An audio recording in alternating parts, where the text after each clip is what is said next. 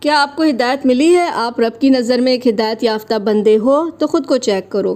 انما یأمر مساجد اللہ، جو لوگ اللہ کی مسجدوں کو آباد رکھتے ہیں، من آمن باللہ، اللہ پر ایمان رکھتے ہیں، والیوم الآخرہ، اور قیامت کے دن پر ایمان رکھتے ہیں، وقام الصلاۃ، نماز قائم کرتے ہیں، وآت الزکاۃ، زکوٰۃ ادا کرتے ہیں، ولم یخش الا اللہ، اور اللہ کے سوا کسی سے نہیں ڈرتے۔ یہ سب سے بڑی چیز ہے۔ آج انسان جو ہے سب سے ڈرتا ہے، انسان سے ڈرتا ہے اور خوف خدا ختم ہے، اللہ سے نہیں ڈرتا۔ تو یہاں کوالٹی کیا ہے؟ ولم یخش، نہیں ڈرتا، الا اللہ، سوائے اللہ کے کسی سے۔